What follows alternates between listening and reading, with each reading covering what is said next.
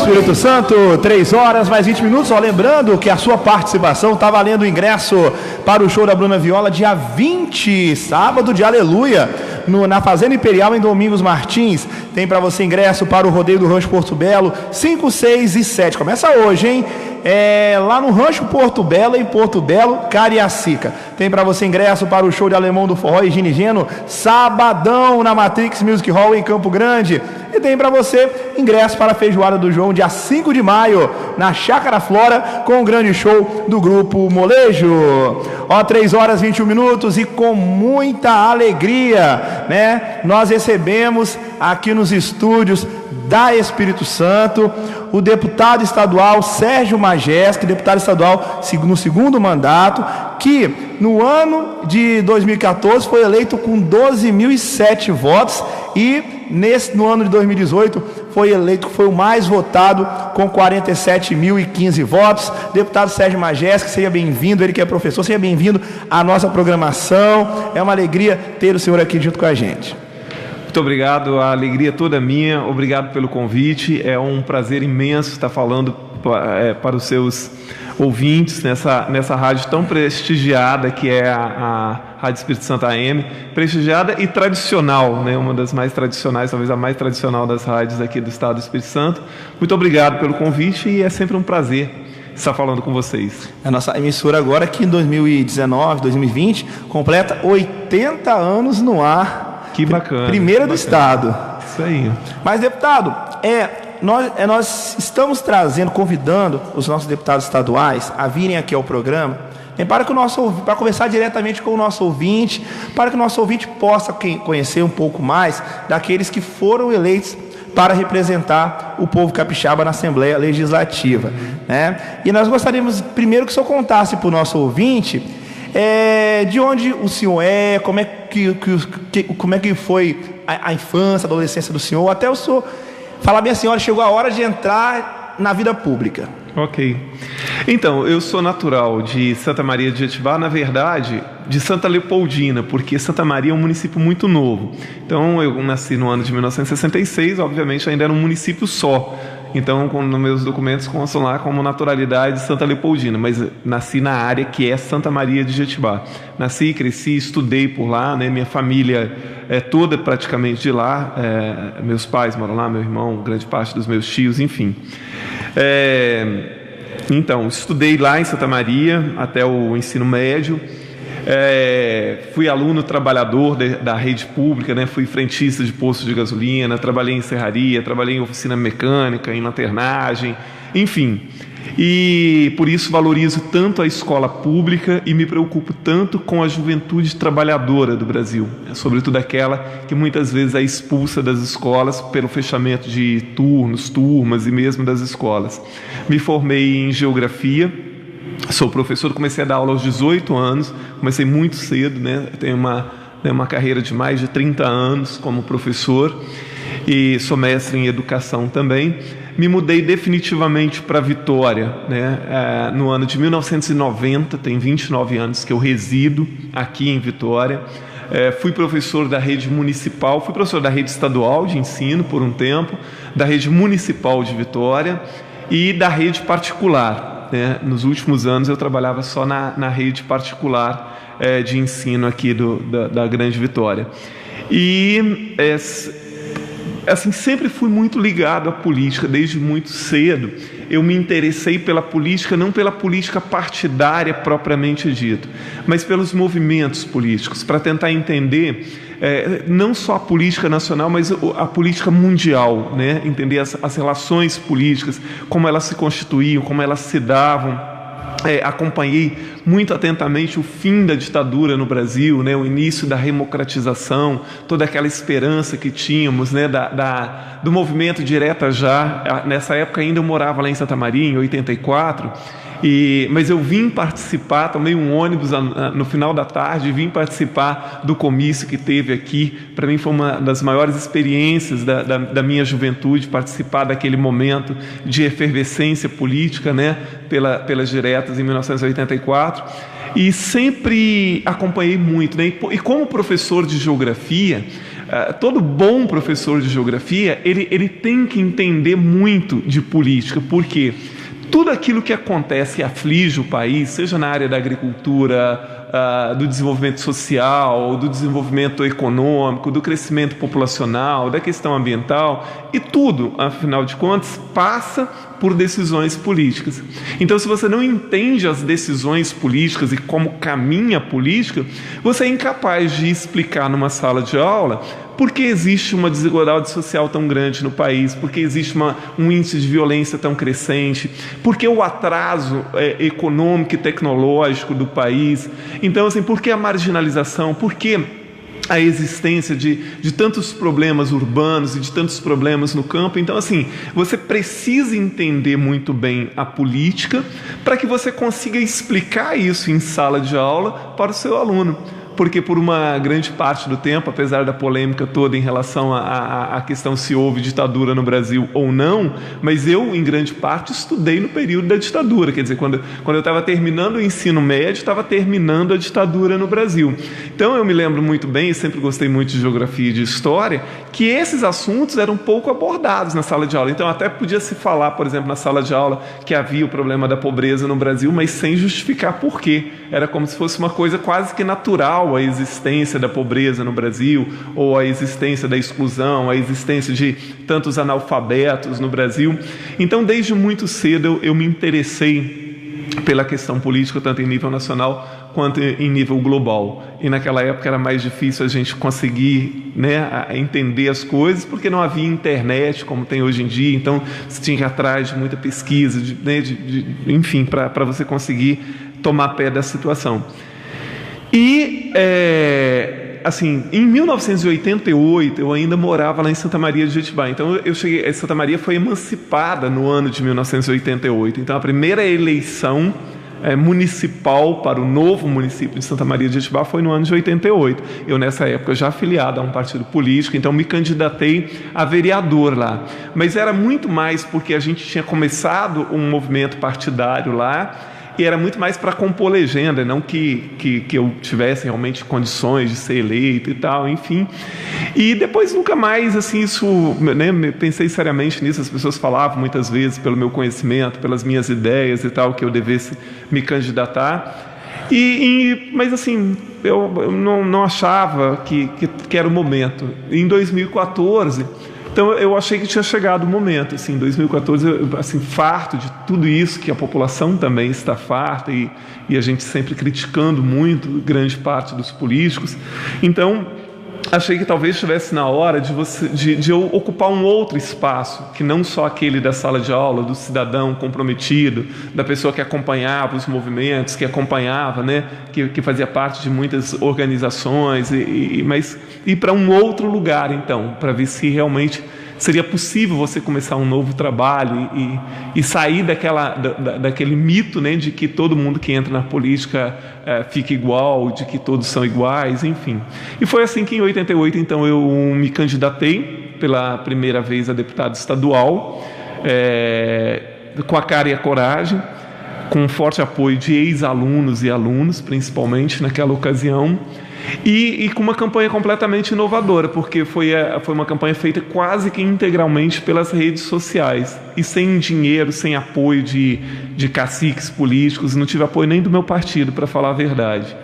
E acabei me elegendo naquela época, então, como 30º deputado, entre os 30, né, o 30º menos votado, mas com um orçamento baixíssimo, né? Me elegi com R$18.600, custou minha campanha. Eu acho que talvez uma das campanhas, se não a mais barata do país nesses termos, né? Porque R$18.600 muitas vezes é o que gasta um candidato a vereador numa cidade do interior do estado. E foi assim, né? Eu fui uma surpresa, porque grande parte dos entendidos em política achavam que eu não me elegeria daquela forma, né? Sem ter um histórico na política, sem ter um padrinho político e sem dinheiro, sobretudo porque os entendidos de política achavam que eu teria que gastar para me eleger no mínimo R$200 mil.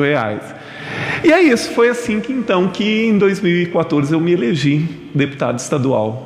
E desde então venho tentando demonstrar através do meu trabalho que não é verdade que todos os políticos são iguais, que existe seriedade na política também, e que tento afinar o meu discurso com as minhas ações, né?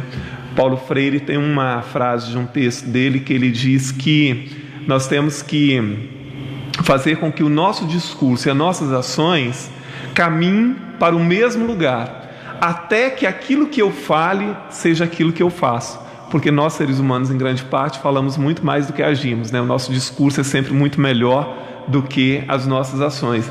E eu tenho tentado isso, eu já fazia isso como professor, eu tentava colocar a coerência em um dos primeiros patamares da minha vida. E é isso que eu tenho tentado fazer também, sempre norteado pelos princípios do republicanismo, da democracia, da constitucionalidade, afinado com os interesses da sociedade, mas mantendo uma coerência entre aquilo que eu falo e aquilo que eu faço.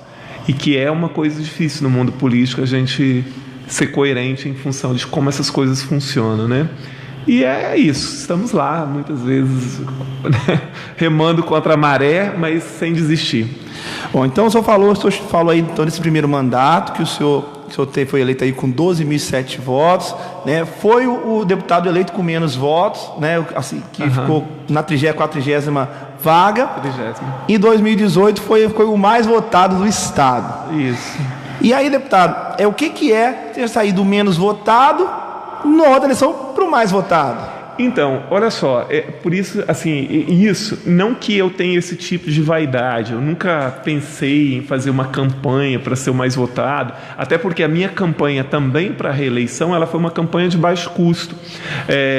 Nós gastamos pouquíssimo, e chegou acho que a 36, 37 mil reais a minha campanha, que para a quantidade de votos que eu tive é um valor ainda proporcionalmente menor do que o de 2014. E é um reflexo exclusivo do meu trabalho, porque eu não fiz uma campanha para isso. As pessoas me perguntam assim, porque eu tive voto nos 78 municípios do estado, então as pessoas falam assim, você na campanha, então você rodou o estado inteiro. Não, de forma nenhuma. Durante o meu mandato eu trabalhei e visitei todos os municípios do estado. Alguns fui mais de uma vez, mas sempre a trabalho e assim afinado com algum compromisso específico nos municípios. Na minha campanha de 2018, eu fui a Santa Maria de Jetibá, porque meus pais moram lá, e Vitória foi onde eu fui. Então, assim, eu não fui nem a Vila Velha durante a campanha, que é o segundo município que eu tive mais votos, né? Eu tive mais de 9 mil votos em Vila Velha. Eu não fui fazer nenhuma caminhada na Praia da Costa, por exemplo, ou numa feira, porque a gente tentou fazer novamente uma campanha pelas mídias sociais e tentando fazer com que as pessoas conhecessem o nosso trabalho. Por quê? Isso parte do princípio de que as pessoas não querem me ver na feira cumprimentando pela primeira vez uma feira que eu nunca fui, sendo que ali eu não vou ter tempo de explicar para ela quem eu sou e tal. Então a gente tentou estratégias com aqueles que conheciam o nosso trabalho, que nos seguiam pelas redes sociais, para que as pessoas efetivamente fossem ao nosso site, conhecessem os nossos projetos, soubessem o que a gente defendia, o que a gente tinha feito durante os 4 anos. Então, assim, foi uma surpresa muito grande. Eu não imaginava ser o deputado mais votado, nunca me passou isso pela cabeça. Isso não infla o meu ego também, porque eu acho que não sou uma pessoa dessa forma. Mas fico muito feliz de ver, então, que uma parte da população ela está acompanhando os políticos, porque isso foi um reflexo do meu trabalho sem que eu tivesse feito uma campanha para isso.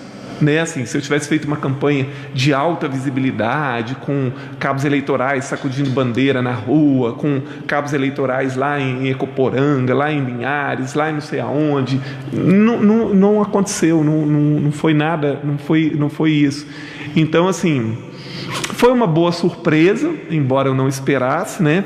E agora eu tento me esmerar para fazer jus a essa confiança também que a população teve, né, com meu nome, com meu trabalho, e é isso, estamos lá. Você que está ligando o rádio agora, estamos conversando com o deputado estadual Sérgio Majestic. Deputado, gostaria agora então de que o senhor falasse para a gente das ações que o senhor realizou no ano de 2014, né? Como é que foi esse mandato do senhor 2014? Com o que o senhor trabalhou, né? Para quais locais o senhor conseguiu aí mandar algumas emendas? Fique à vontade que o microfone aí da Rádio Especial pertence ao senhor. Obrigado. Foram 4 anos muito difíceis para mim, muito difícil mesmo. Primeiro, pelo aprendizado, né? Porque era um mundo inteiramente novo para mim, apesar de acompanhar muito a política, mas eu não acompanhava a política nos bastidores. Acompanhava a política como professor, como cidadão, como pesquisador, né? E então foram 4 anos muito difíceis para mim, e talvez os 4 anos mais sofridos da minha vida, porque eu logo me tornei, né, assim, a principal oposição do governador Paulo Artung. E não que eu tivesse essa intenção de forma nenhuma, porque a minha intenção era executar o meu trabalho como deputado. Então, somente que o governo executasse o dele. E a minha intenção era ajudar o governo que fosse possível. Só que era um diálogo que não existia. Então, assim, tudo vinha de cima para baixo, o governo não queria saber de opinião, vinha um projeto do governo que você queria debater, apresentar uma emenda, nada era aceito. Eu passei a fazer um debate logo, inicialmente, quando eles tiveram a ideia da chamada Escola Viva, né? Então eu tentei fazer um debate sobre aquilo, porque o governo fez aquilo sem debater com a sociedade. Enfim, foram 4 anos muito difíceis. Aí eu passei a visitar as escolas do estado. Visitei 257 escolas no estado inteiro, nos 78 municípios do estado. E foi muito bom isso para conhecer. É um trabalho que eu continuo fazendo agora nesse mandato também, para tentar exigir do governo, mostrar à sociedade o que eram as escolas, né? Pressionar o governo, denunciar aquilo que o governo estava fazendo, requisitar o governo que fizesse. Então esse foi um trabalho muito interessante que eu fiz nesses 4 anos, e lutando muito também na área da transparência com o dinheiro e a gestão pública, né? Tentando acompanhar a execução do orçamento do Estado, denunciando aquilo que não estava correto. O Estado do Espírito Santo tem um problema, que nós não investimos os 25% constitucionais na educação há muito tempo. Então, em 2017, eu denunciei isso na Procuradoria-Geral da República em Brasília. Tentamos atuar bastante também na área ambiental, na área de inclusão das pessoas com deficiência. Então, esse trabalho é o que não falta, né? Porque as demandas da sociedade são muito grandes e muita coisa não está na sua mão resolver. Então, nós temos ainda uma ideia, né, do político assim, populista, clientelista, personalista demais, né? Então, muita gente nos procura com demandas que não são, não é da minha alçada, isso não é meu, isso não é para mim. Eu entendo a pessoa, né? Hoje nós vivemos uma situação de desemprego muito grande, que a pessoa procura, olha, eu queria que você me indicasse para isso, para aquilo outro, e é uma coisa que eu não faço de forma nenhuma, porque eu acredito numa outra forma política. A gente tem que lutar para o desenvolvimento conjunto do Estado, dos municípios, para que se crie emprego para todo mundo, né? A função de um deputado, de um vereador, não pode ser a função de arranjar emprego, né? Então, eu tento, né, explicar isso para a sociedade, para as pessoas, quando elas nos procuram. Eu tenho tentado demonstrar, através das minhas ações, aquilo que eu prego, como eu disse antes. Então, assim, eu fui o primeiro político aqui do estado a fazer um processo seletivo para assessores do meu gabinete. Então, lá em 2015, no começo de 2015, eu fiz esse processo seletivo, deu muito certo. Muita gente achava que isso não daria certo. Cada deputado estadual aqui no Espírito Santo pode ter até 19 assessores de gabinete. Eu trabalho com 10 desde o início. Então, eu economizei em 4 anos de mandato cerca de R$2 milhões, o que é uma economia muito grande, considerado que isso, a gente está falando de um gabinete, nós não estamos falando da estrutura inteira do poder. E E é por aí, né? E a gente tem tentado, então, sempre apresentar também proposições de leis, ou de PECs, enfim, que seja de interesse da sociedade como um todo, né? Essa questão de emendas que você mencionou, eu acho que as emendas elas não deveriam existir, né? Porque as emendas acabam cumprindo um outro papel que é pouco republicano, né? Vamos colocar nesses termos. Por quê? A Constituição ela inibe o fato de que um parlamentar possa apresentar projetos de leis que venham a alterar os gastos do Estado. Então, por exemplo, eu não posso fazer um projeto de lei para aumentar o repasse do Estado para a Paz e Pestalozzi, ou para hospitais, ou para escolas. Eu não posso fazer isso. Só o Executivo pode apresentar esse tipo de proposta, que é aprovado ou não pelo Poder Legislativo. Quando é que os parlamentares efetivamente podem ter esse direito, né, de alterar ali gastos e investimentos do governo? Na votação da LOA, né, da Lei Orçamentária Anual. Ali os parlamentares podem mexer no orçamento de ponta cabeça. Então as emendas, quando elas foram criadas em nível nacional, né, porque depois alguns estados acabaram copiando, a ideia era essa, né, assim, olha, eu vou te dar tantos de emenda para você indicar a emenda lá para onde você quiser, e em contrapartida você não mexe no orçamento, porque você já vai ter esse valor de emendas para você destinar lá às instituições que você quiser. Em nível federal, isso é muito dinheiro, são 15 milhões anuais, né, dos deputados federais e senadores. Aqui no estado era 1.500.000. Quando o Artung entrou, ele passou isso para 1.200.000, e agora o Casagrande passou para 1 milhão. Quer dizer, cada deputado anualmente pode destinar até 1 milhão para entidades como hospitais, escolas, Pestalozzi, associações, enfim. O que é pouco dinheiro, na verdade, porque você está falando de 78 municípios numa situação crítica economicamente falando. Então todos os hospitais precisam de dinheiro, todas as Pestalozzi precisam de dinheiro, as escolas estão precisando de dinheiro, as associações estão precisando de dinheiro. Então isso é pouco dinheiro. E aí as emendas elas servem então para, tipo assim, para o executivo dizer assim, olha, você já tem as suas emendas, então se satisfaça com isso e não mexa no orçamento que eu mandei, que eu não quero que você mexa.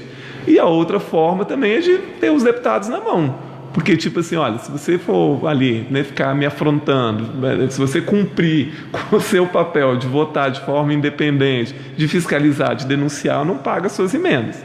Então, assim, serviu como trunfo também para o executivo ter isso como forma de pressão com o legislativo.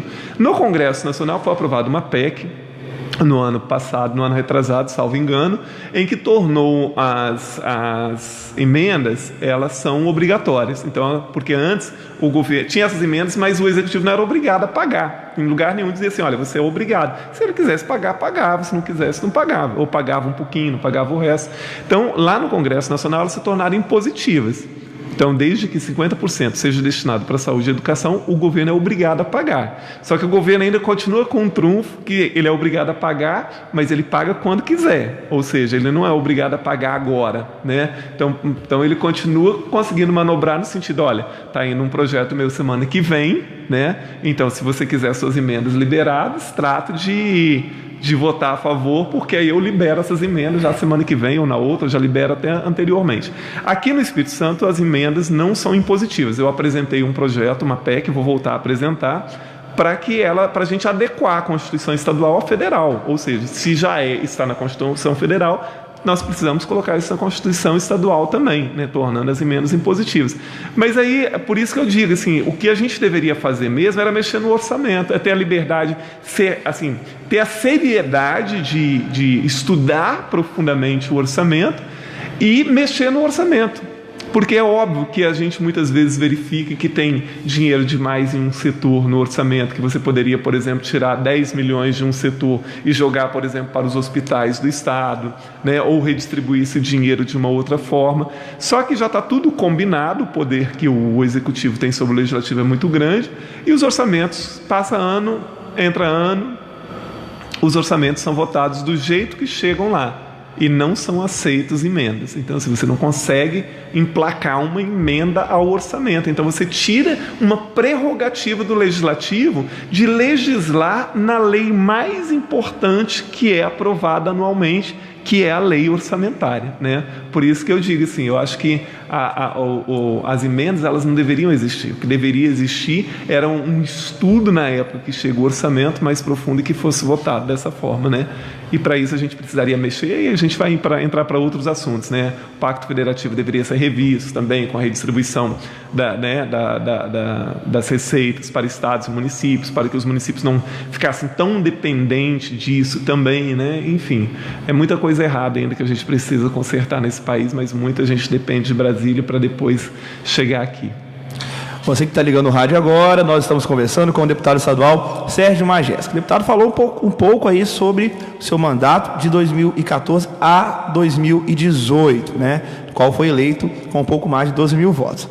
Em 2018, o deputado estadual Sérgio Majesco foi eleito já para o pleito de 2019 até 2022. E agora vamos falar então, deputado, o senhor tem aí quase 4 anos pela frente, né, como deputado estadual.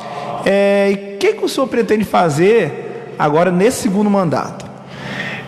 Eu só posso complementar uma coisa ainda sobre as emendas. Sim. Acaba que as emendas, eu falei que elas são usadas pelo Executivo para, de certa forma, né, ter ali o Legislativo meio que na mão.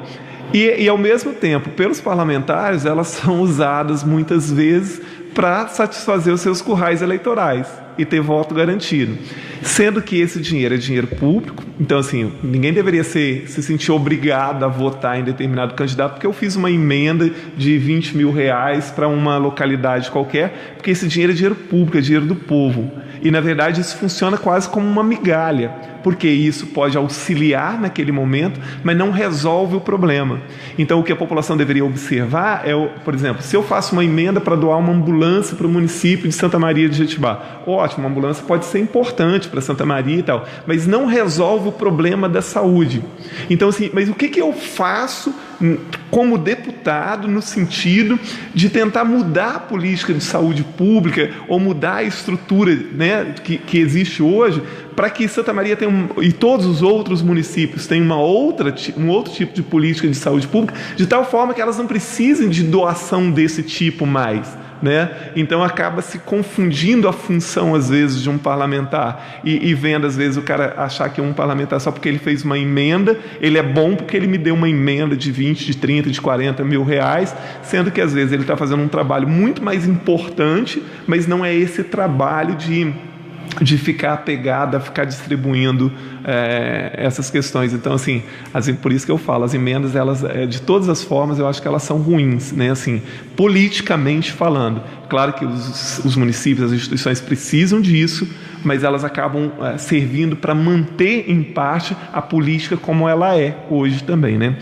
Mas você me perguntou agora nesse próximo mandato, né? O trabalho de um parlamentar não tem fim, assim, olha só, eu passei 4 anos, então assim, você não resolve os problemas em 4 anos, então não tem uma coisa que você começa a fazer agora e espera ter resolvido no final do seu mandato, porque assim, saúde, educação, segurança, meio ambiente, cultura, desigualdade social, inclusão de pessoas com deficiência, são lutas permanentes. Então, assim, eu preciso continuar o trabalho que eu iniciei, né? Eu preciso continuar essa luta incessante pela reabertura das escolas. 42 escolas foram fechadas.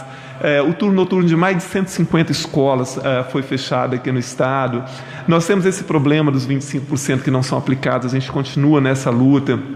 Nós temos uma luta permanente de auxiliar essas instituições que não recebem o auxílio que deveriam receber e que fazem um trabalho fantástico, como as APAES e as PESALOS, a AMAIS, por exemplo, que fazem trabalhos que o Estado, o município, a federação não faz, só elas fazem, que se não fizerem, ninguém vai fazer. Então nós precisamos continuar essa luta de apoio para essas instituições. As políticas para a juventude, nós temos aqui no Espírito Santo 61 mil jovens de 4 a 17 anos fora da escola e pelo menos 200 mil acima de 18 até 29 que não concluíram a educação básica, que também estão fora da escola, e todos nós sabemos que, assim, por pior que seja a educação, e a luta pela qualidade da educação tem que ser permanente, mas um aluno fora da escola, a chance dele ser atraído para o mundo do crime é muito maior do que se ele estiver na escola. Eu não sei se vocês viram recentemente os dados divulgados pelo IBGE, o volume de jovens existentes no Brasil, que agora o IBGE chama de NEM. Antes vinha se falando, né, da juventude NEM, que nem trabalhava nem estudava. Agora eles acrescentaram outro NEM, que é uma parte da juventude que não trabalha, não estuda e nem procura emprego. São os chamados desalentados, porque as pessoas batem de porta em porta, não encontram, porque pede experiência, porque isso, por aquilo. O que a gente vai fazer com esse número exorbitante aqui no Espírito Santo? São cerca de 170 mil. Então, assim, o que a gente vai fazer com essa juventude? Que tipo de política nós precisamos criar? E a escola, ela é fundamental, por mais que as pessoas queiram jogar pedra na escola brasileira, e que tem muitos problemas mesmo. A nossa política educacional está muito longe de ser considerada razoável, pelo menos, mas nós precisamos botar essas crianças e esses jovens na escola. Nós precisamos criar políticas para encaminhar essa juventude de alguma forma, porque senão a tragédia social desse país vai ser imensa. Nós estamos falando o tempo inteiro de reforma previdenciária. Se a gente não fizer reforma previdenciária, não vai ter aposentadoria, não vai ter futuro. Se nós não cuidarmos da nossa juventude, não vai ter futuro nenhum. Não vai adiantar ter reforma previdenciária se você vai ter gerações e gerações que estão sendo perdidas no Brasil, né? A nossa chamada janela demográfica, em breve ela se fecha, né? Que é aquele período que você tem a maior parte da população em idade economicamente ativa, né? E ainda não tem um número tão exorbitante de idosos. E nada está sendo feito. Então, assim, a luta de um parlamentar, ela é permanente. Então, assim, não é que como se você assumisse um cargo de um prefeito, por exemplo, e falasse, olha, eu pretendo construir um asfalto até o final do meu mandato, eu pretendo construir 3 hospitais e tal. Então, assim, o executivo pode ter essas metas até de curto prazo, algumas, porque, né, o correto é que cada um cumpra a sua parte e entregue o bastão para o outro continuar o trabalho também. Mas no legislativo, principalmente, é um trabalho sem fim. Então eu pretendo, com o mesmo afinco do primeiro mandato, continuar todas essas lutas, que são muitas. Infelizmente, a gente não tem perna para atuar em todos os segmentos, em todos os setores que a gente gostaria, mas a nossa intenção é continuar com a mesma seriedade, com o mesmo afinco, na luta por tudo isso aqui no Estado do Espírito Santo e também pelo país. Deputado estadual Sérgio Majewski é o nosso entrevistado de hoje. Deputado, a hora passou rápido demais, né? Quando a entrevista ela é boa, obrigado, a hora passa rápido. Nossa entrevista seria de meia hora, já está quase nos 40, né? Está quase, como diz nosso querido Léo Júnior lá, está quase terminando o primeiro tempo, né? Quase nos 45. Está quase nos 45. E eu queria, deputado, agradecer, aliás, eu quero agradecer a presença do senhor aqui na Rádio Espírito Santo, a nossa emissora. Essa participação do senhor é muito importante para que o nosso ouvinte ele possa conhecer ainda mais o trabalho do Legislativo, dos deputados. Tem alguns locais em nosso município que só a nossa emissora que chega, só a nossa Rádio Espírito Santo que chega, e que pessoas do interior, a Rádio Espírito Santo chega muito ao interior do estado, e às vezes as pessoas não têm tanto acesso a vir na Assembleia aqui em Vitória. E colocar a nossa emissora à disposição, né? Se o senhor tem alguma coisa para divulgar, pode vir, que nós estamos aqui. Obrigado. De portas abertas, os microfones da rádio estão à disposição do mandato do senhor também. E é isso, conte sempre com a gente.